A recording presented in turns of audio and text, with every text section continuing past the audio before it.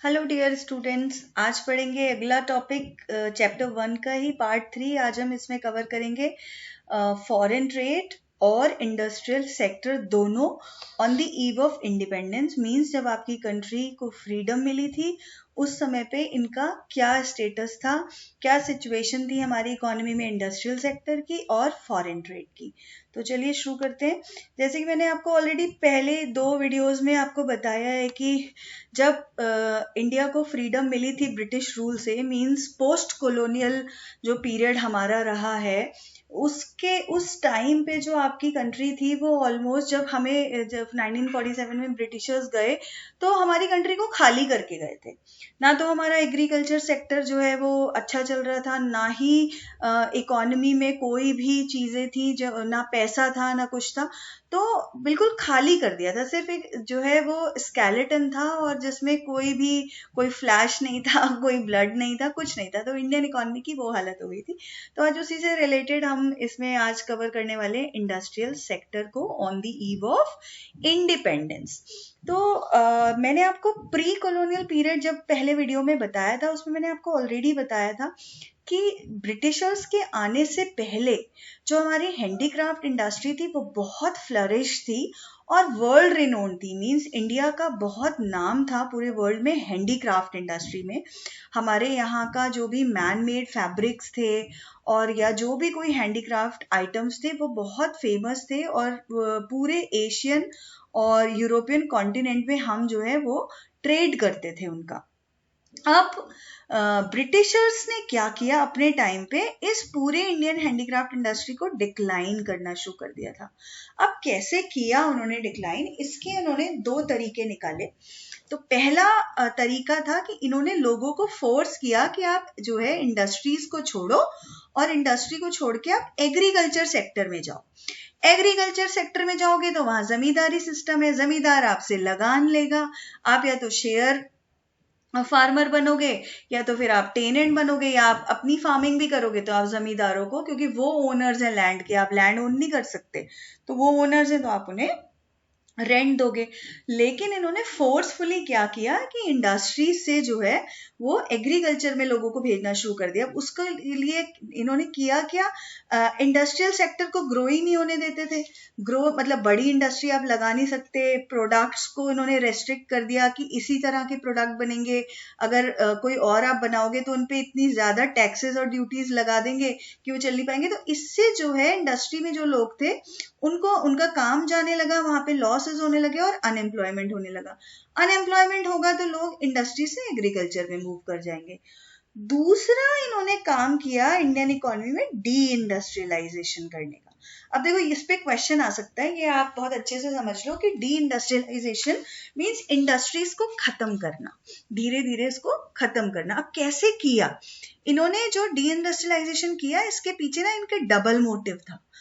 2 motive जो थे मैंने यहाँ मेंशन किया है, ए और बी। क्या किया इन्होंने सबसे पहले इंडिया को सिर्फ एक्सपोर्टर बनाया। जो है वो रॉ मटेरियल, ये इंडिया एक्सपोर्ट करेगी रॉ मटेरियल को, और कहाँ पे एक्सपोर्ट करेगी, ब्रिटेन की जितनी भी इंडस्ट्रीज हैं वो उनको एक्सपोर्ट करेगी। और इंपोर्ट क्या करेंगे, हम उनसे जो है फिनिश प्रोडक्ट्स जो होंगे वो वहां से खरीदेंगे और अपनी मार्केट में हम कंज्यूम करेंगे। तो पहली चीज यहाँ पे इंपोर्ट काट रही हूं, इंडिया एक्सपोर्टर बन गई रॉ मटेरियल की ब्रिटेन की इंडस्ट्रीज के लिए। हमारा जितना भी रॉ मटेरियल बनेगा, एग्रीकल्चरल क्रॉप्स होंगी, जैसे कॉटन का मैंने आपसे बात की थी, इंडिगो की बात की थी, तो इस तरह के जितनी भी चीजें हम बना रहे हैं वो एज अ रॉ मटेरियल हम सिर्फ वही बनाएंगे जो किसी ना किसी तरीके से रॉ मटेरियल की तरह ब्रिटेन की इंडस्ट्रीज में यूज हो चुके हैं, तो हम वही एक्सपोर्ट कर रहे हैं। दूसरा डी इंडस्ट्रियलाइजेशन किस तरीके से किया, हमारे को इंपोर्टर बना दिया फिनिश प्रोडक्ट्स का। तो हमारे रॉ मटेरियल को यूज करके जो ब्रिटेन ने फिनिश प्रोडक्ट्स बनाए वो इन्हें हमें वापस जो है एक्सपोर्ट करके भेजेगा, हम उन्हें इंपोर्ट करेंगे और उन्हें यहाँ पे कंज्यूम करेंगे। तो मतलब ब्रिटेन को डबल बेनिफिट हो रहा है। पहला कि वो हमसे रॉ मटेरियल ले रहा है जिसपे हम कोई ड्यूटी नहीं लगा सकते क्योंकि वही तो हमारे रूलर्स हैं, वो हमारे राजा हैं। तो उन्हें हमने अपना रॉ मटेरियल यहाँ से बना के दे दिया, और उन्होंने जब उसको प्रोसेस करके फिनिश प्रोडक्ट्स बना लिए तो हमने जो है उनसे वो फिनिश प्रोडक्ट्स खरीद लिए। तो इस तरीके से जो हमारी इंडस्ट्री थी, हमारी जो इंडियन इकोनॉमी में इंडस्ट्रियल सेक्टर था, वो पूरी तरह से जो है वो इन्होंने खत्म करना शुरू कर दिया, डिक्लाइन करना शुरू कर दिया। इससे पहले ये देखिए, मैंने यहाँ पे आपको हैंडीक्राफ्ट इंडस्ट्री दिखाई है कि वो इतना ज्यादा फ्लरिश कर रही थी, इतनी अच्छी इंडस्ट्री थी, पता नहीं हम कितने सारे प्रोडक्ट्स बनाते थे, ऑल ओवर वर्ल्ड उनको ट्रेड करते थे। वो सब इन्होंने जो है हमसे धीरे धीरे उसे खत्म करना शुरू कर दिया। अब चलिए नेक्स्ट मैं इसमें आगे आपको पढ़ाती हूँ। अब दूसरा जो इन्होंने काम किया हमारे साथ, वो इन्होंने किया कि हमारी जो ट्रेड प्रैक्टिसेस थी उनमें डिस्क्रिमिनेशन ले आए बहुत ज्यादा।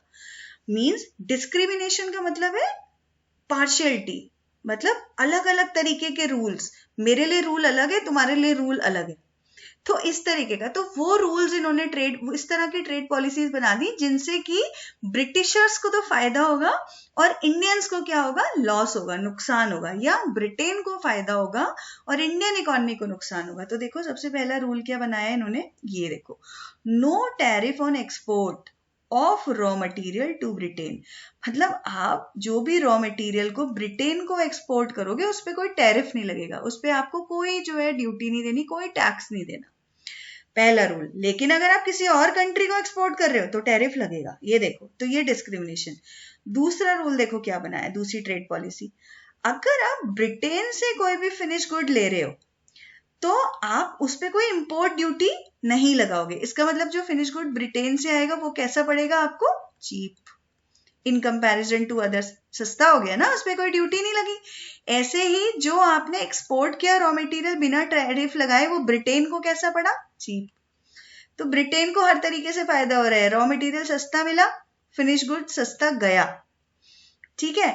तो दोनों केसेस में अब जब यहाँ पे ब्रिटेन के प्रोडक्ट्स इंडियन मार्केट में सस्ते मिलेंगे तो लोग खरीद पाएंगे, दूसरी कंट्री के नहीं खरीद पाएंगे। दूसरा, आपके रॉ मटेरियल जो आप बेच रहे हो ब्रिटेन को चीप मिल रहा है, तो ब्रिटेन उसमें अपना प्रॉफिट अच्छे से ऐड करके अपना फायदा कर सकता है।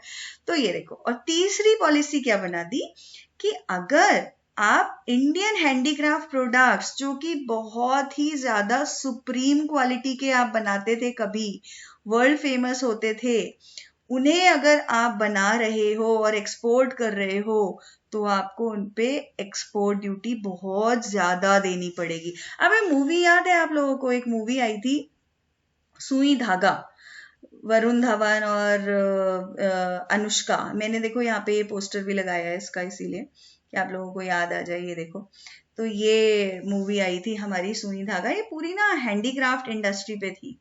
तो इस पूरी मूवी में जो है वो हैंडीक्राफ्ट इंडस्ट्री में किस तरीके से आप कितना ऊंचाई पे जा सकते हो और किस तरह से वर्ल्ड में इंडियन हैंडीक्राफ्ट फेमस है, ये पूरा इस मूवी में बहुत अच्छे से दिखाया था। तो मुझे नहीं पता आप लोगों ने देखी है नहीं देखी है, लेकिन देख लेना अगर नहीं देखी है तो, अच्छी थी। तो एनीवेज, तो इन्होंने क्या किया कि हमारे साथ ये डिस्क्रिमिनेशन जो है वो ट्रेड पॉलिसीज में ले आए कि अगर हम ब्रिटेन को कुछ बेचेंगे तो भैया हम कोई ड्यूटी नहीं लेंगे, उनसे कुछ खरीदेंगे तो हम उस पर कोई ड्यूटी वो नहीं देंगे, कोई ड्यूटी नहीं लगेगी। और अगर और किसी को हैंडीक्राफ्ट प्रोडक्ट्स बेचेंगे जिसमें हम बढ़िया हैं तो हमें बहुत ज्यादा ड्यूटी लगा के उसे देना पड़ेगा ताकि कोई हमसे खरीद ना पाए और ना हम बेच पाए। तो अल्टीमेटली क्या होगा, अल्टीमेटली जो हमारी इंडस्ट्रीज हैं उनको नुकसान होना शुरू हो जाएगा और हमारी जो इंडस्ट्रीज हैं स्पेशली हैंडीक्राफ्ट इंडस्ट्री वो बेकार होनी शुरू हो जाएगी, वो बेकार होनी शुरू हो जाएगी। और उसके बाद जो है वो ब्रिटिश इंडस्ट्रीज जो है वो वहां पे उसका फायदा उठाएंगी। अब तीसरा पॉइंट इन्होंने यहाँ पे देखो क्या है, इसमें तीसरा पॉइंट है lack of capital goods industry. अब हमारे इंडिया में उस समय क्या था, जब ये लोग गए तो हमारे यहाँ कोई भी हार्डली कोई कैपिटल गुड इंडस्ट्री थी जो कि इंडस्ट्रियलाइजेशन को प्रमोट कर सकती। कैपिटल गुड इंडस्ट्री से मतलब समझ रहे हो आप, जहाँ पे ऐसी इंडस्ट्रीज जो कि मशीन टूल्स वूल्स बनाती हैं और जिनको जो है फिर आप आगे जो है वो और आर्टिकल्स या और तरह का मटेरियल बनाने में यूज कर सकते हो। मतलब जो कैपिटल, जहाँ पे मशीन, छोटी छोटी मशीन, उनके टूल्स वूल्स ऐसी चीजें बनती हैं। तो इस तरह की हमारी कोई इंडस्ट्री नहीं है। अब जब ऐसी कोई इंडस्ट्री है तो हमें मशीन्स भी कहाँ से, बाहर से इंपोर्ट करनी पड़ेंगी, वो बहुत महंगी पड़ेंगी। तो अल्टीमेटली इंडस्ट्रियल सेक्टर जो है वो बहुत डिक्लाइनिंग स्टेज में जा रहा था, कुछ था ही नहीं उनके पास। कोई कोई हार्डली आपको जो है वो कुछ मैन्युफैक्चरिंग यूनिट्स देखने को मिल जाएंगी, एक आधी कोई कैपिटल गुड इंडस्ट्री मिल जाएगी, तो बहुत ही कम था। नेक्स्ट देखो आया competition from machine made products to man made products. अब मशीन मेड प्रोडक्ट्स ये हमें बेचते थे ब्रिटिशर्स। कहाँ से बेचते थे? हमसे रॉ मटेरियल लिया तो ले ही रहे थे ना, कॉटन, इंडिगो इंडिगो मैंने आपको बताया ही है, जूट हमसे ले लिया और अपने यहाँ उसे प्रोसेस किया और हमें वापस फिनिश गुड बना के बेच दिया। तो अब कंपटीशन हो गया मशीन मेड प्रोडक्ट और मैन मेड प्रोडक्ट में। अब इंडिया में इंडस्ट्रीज नहीं थी तो लोग क्या करते थे, ये देखो सुई धागा का एग्जाम्पल फिर से आ गया, देखो इसीलिए अच्छा हुआ ना ये लगाया मैंने। तो हाथ से करते हैं सारे काम। तो अब हाथ से जो आप कर रहे हो, हैंड वीविंग कर रहे हो या हाथ से स्टिच कर रहे हो, कुछ भी आप कर रहे हो, तो आप उसमें टाइम लगेगा ना, क्वालिटी बहुत अच्छी आएगी। इनफैक्ट आपको गांधी जी याद है, चरखा चला के खुद ही कपड़ा बनाते थे, है ना, खादी। तो मैन मेड, तो उसको बनाने में टाइम लगेगा ना, और वही चीज मशीन कैसे बना देगी? फटाफट बना देगी। तो अब और मशीन जब बल्क में बना रही है चीजें, तो आपकी जो मशीन मेड प्रोडक्ट की जो कॉस्ट है वो कैसी हो जाएगी? वो लो कॉस्ट में मिल जाएगा आपको, जबकि मैन मेड मटेरियल जो है वो आपको कैसा मिलेगा? उसकी कॉस्ट ज्यादा होगी। तो अब इंडिया तो हमेशा से फेमस रहा है मशीन में मैन मेड प्रोडक्ट्स के लिए, और हमारे प्रोडक्ट्स की तो फॉरेन कंट्रीज में बहुत डिमांड थी। जबकि जो मशीन मेड प्रोडक्ट्स हैं वो फटाफट बनने वाली चीजें हैं, और इनकी जो है वो इस वजह से, क्योंकि बल्क में बन जाते हैं तो इनका प्राइस भी कम होता है। अब इंडियन मार्केट में कंपटीशन शुरू हो गया भाई, मैन मेड मुझे कपड़ा मिल रहा है 1000 रुपए में और मशीन मेड मुझे मिल रहा है 150 रुपए में। तो जाहिर सी बात है, जब मुझ पे ज्यादा पैसे भी नहीं है, क्योंकि मुझे ब्रिटिशर्स जब गए हैं तो गरीब करके गए हैं ना ऑलरेडी, तो मैं किसको अफोर्ड कर सकता हूँ ज्यादा। और मशीन मेड है तो 1000 तरीके के नए नए तरीके के डिजाइन वो मशीन में, जैसा आपने प्रिंट फीड कर दिया वैसे डिजाइन बन के निकल गया। तो वो कई बार बहुत ज्यादा कलरफुल डिजाइन वाले, अलग अलग पैटर्न वाले भी हैं। तो मशीन मेड प्रोडक्ट्स जो थे उस समय, उन्होंने बहुत ज्यादा कंपटीशन देना शुरू कर दिया मैन मेड प्रोडक्ट्स को।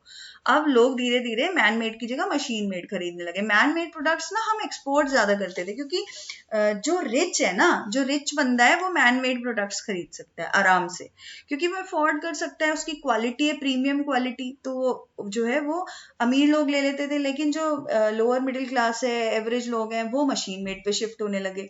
इसके अलावा एक और चीज मैंने यहाँ लिख दी, डिमांड पैटर्न ऑल्सो चेंज्ड।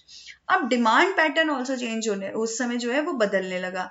अब क्या होता है, जैसे मशीन मेड में कलरफुल चीजें आ गई, डिफरेंट टाइप के प्रिंट्स स्टाइल्स आ गए कपड़ों की। अगर हम बात करें खाने पीने की चीजें जो है वो धीरे धीरे डिमांड जो है वो लोगों की बदलने लगी। आपको याद है शुरू में उस टाइम पे जब आप आजाद हुए, तो धीरे धीरे जब आप खाने पीने के पैटर्न में, जैसे आजकल आप देखते हो ना, लोग जंक से जो है वो वापस न्यूट्रिशियस फूड पे शिफ्ट हो रहे हैं। तो एक टाइम था जब न्यूट्रिशियस फूड से लोग जंक पे शिफ्ट हो रहे थे, अरे वाह फ्रेंच फ्राइज, बर्गर, पिज्जा नई आइटम है, वाह हम तो ये खाएंगे, तो उस समय दाल रोटी बेकार लगेगी, है ना। तो डिमांड पैटर्न इसी तरीके से। अब मुझे हाथ का बना हुआ कपड़ा, मैंने सोचा कि चलो ये मैं खरीदूंगा। जब तक वो बन के मेरे पास आया तब तक मार्केट में ट्रेंड ही बदल गया, ट्रेंड बदल गया। तो मैंने कहा यार अब तो ये ओल्ड फैशन हो गया, मुझे तो ये नहीं चाहिए, अब तो मैं दूसरा लूंगा। तो मैंने कोई जो है अपने लिए जैकेट ऑर्डर करी, उसमें जो है वो चाइनीज कॉलर वाली थी। जब तक वो मेरे पास बन के आई तब तक जो है वो कॉलर वाले फर वाली और हुडी वाली जैकेट फैशन में आ गई। तो मुझे लगा भाई मुझे तो जो मैन मेड प्रोडक्ट्स थे उनको बनने में ही इतना टाइम लग जाता था, जब तक मार्केट में आते थे डिमांड चेंज हो गई। मशीन मेड प्रोडक्ट फटाफट फटाफट फटाफट फटाफट घंटे भर में 500 पीस निकल रहे हैं, 1000 पीस निकल रहे हैं, फटाफट इंपोर्ट हो रहे हैं। तो ये सब चीजें होने लगी, तो इससे बहुत कंपटीशन मिलने लगा। अब नेक्स्ट आ गया, ये 5th पॉइंट आ गया, limited area of operation of public sector. अब जो उस समय हमारा पब्लिक सेक्टर था ना, जो ये एक बहुत बड़ा ड्रॉबैक था इंडस्ट्रियल सेक्टर के लिए, जो हमारा नया इंडस्ट्रियल सेक्टर इंडिपेंडेंस के टाइम पे था, उसका बहुत सिग्निफिकेंट ड्रॉबैक था कि हमारा जो पब्लिक सेक्टर है उसका एरिया बहुत लिमिटेड था। सिर्फ रेलवेज में पब्लिक सेक्टर था, पावर जनरेशन में था, कम्युनिकेशन में था, कुछ पोर्ट्स थे और कुछ जो है डिपार्टमेंटल अंडरटेकिंग्स थी। तो और बाकी सारी चीजें उस समय जो है वो पब्लिक सेक्टर के पास नहीं थी।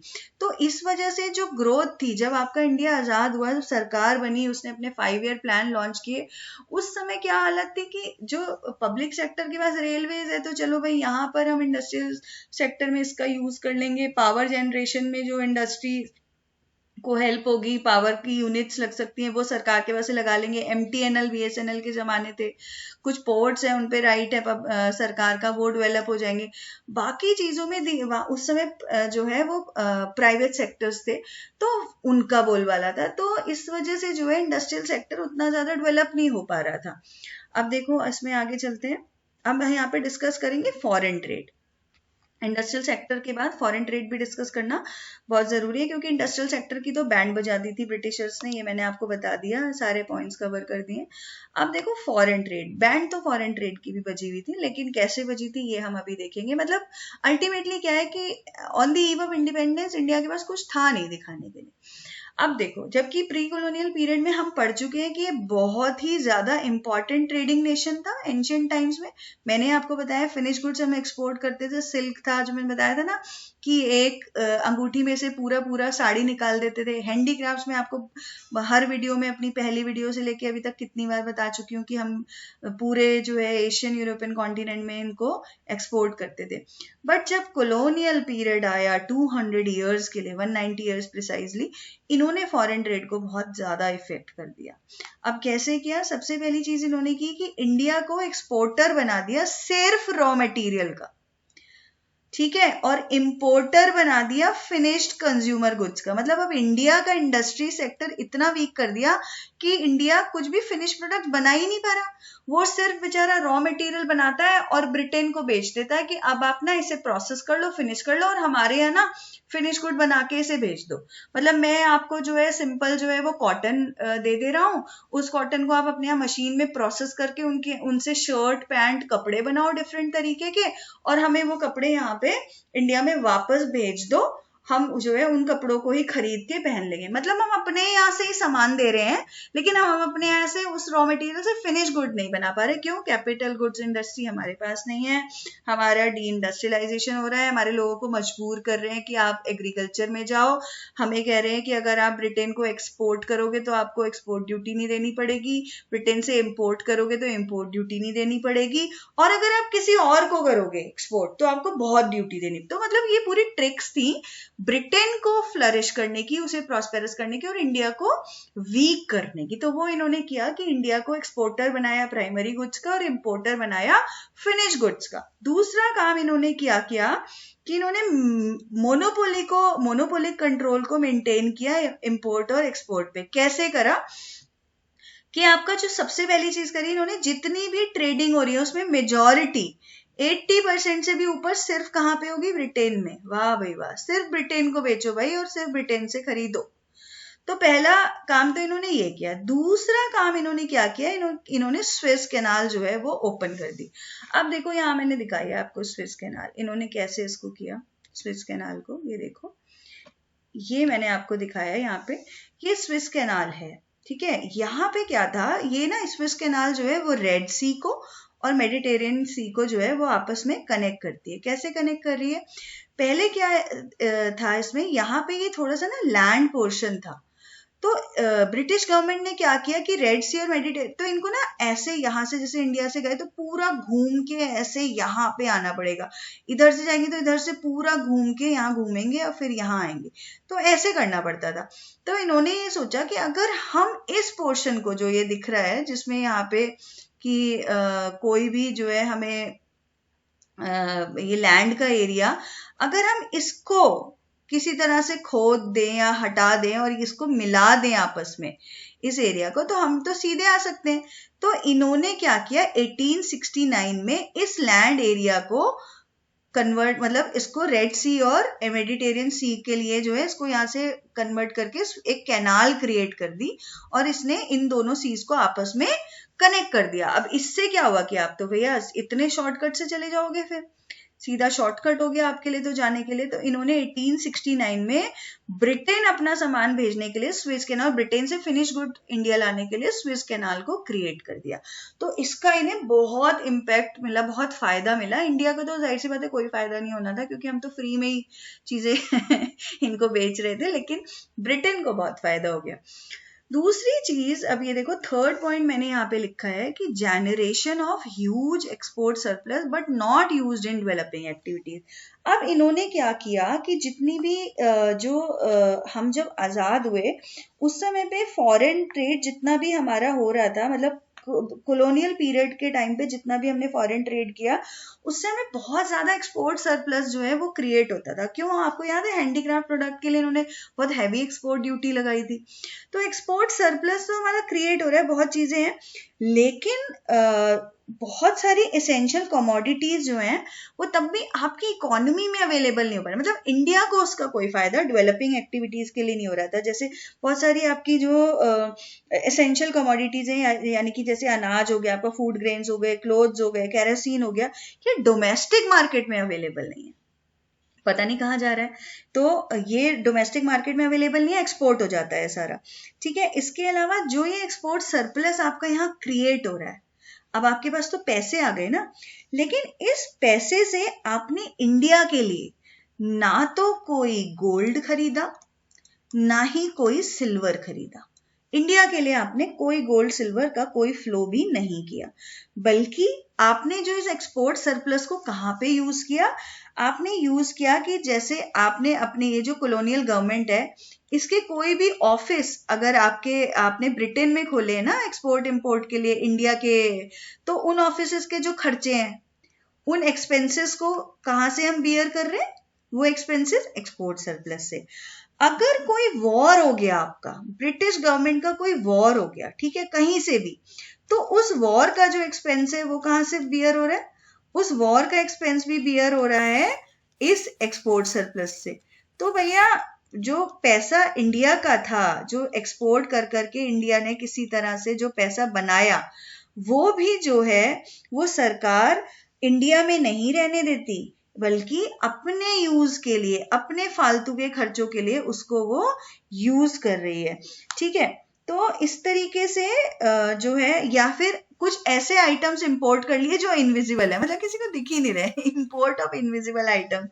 ठीक है, तो इस तरीके से जो इंडियन वेल्थ है वो लगातार ड्रेन होती जा रही है, कम होती जा रही है। आप इंडिया में कुछ भी आने ही नहीं दे रहे। तो ये हालात थे on the eve of independence India के फॉरेन ट्रेड के, और आपने साथ ही साथ हालात देखे हैं on the eve of independence India के इंडस्ट्रियल सेक्टर के। तो ये पूरा टॉपिक हमने कवर कर लिया। आई होप आपको ये पूरा टॉपिक क्लियर हो गया होगा, और इसमें से आपके पास क्वेश्चन आ सकता है ये स्विस कैनाल पे, आपके पास क्वेश्चन आ सकता है कि जो इंडिया का जो कॉलोनियल रूल में किस तरह से इंपोर्ट एक्सपोर्ट इम्पैक्ट हुआ, प्लस आप एक क्वेश्चन एक्सपेक्ट कर सकते हैं कि जो डिस्क्रिमिनेटरी ट्रेड पॉलिसीज थी वो क्या थी, प्लस एक बहुत इंपॉर्टेंट क्वेश्चन जो मैं आपको यहाँ पे बोल सकती हूँ कि आ सकता है आपका, वो आ सकता है ये डी इंडस्ट्रियलाइजेशन पे। Very important topic. तो सॉरी, ये ज्यादा ही मैंने काला कर दिया। हाँ, डी इंडस्ट्रियलाइजेशन। तो ये डी इंडस्ट्रियलाइजेशन कैसे है, ये 2 पॉइंट्स है, इन्होंने कैसे किया, तो इस पे एक आप क्वेश्चन एक्सपेक्ट कर सकते हैं अपने बोर्ड्स एग्जाम में। तो फटाफट से ये क्रैश कोर्स में हम ये सब चीजें कवर करेंगे। आई होप आपको ये क्लियर हो गया।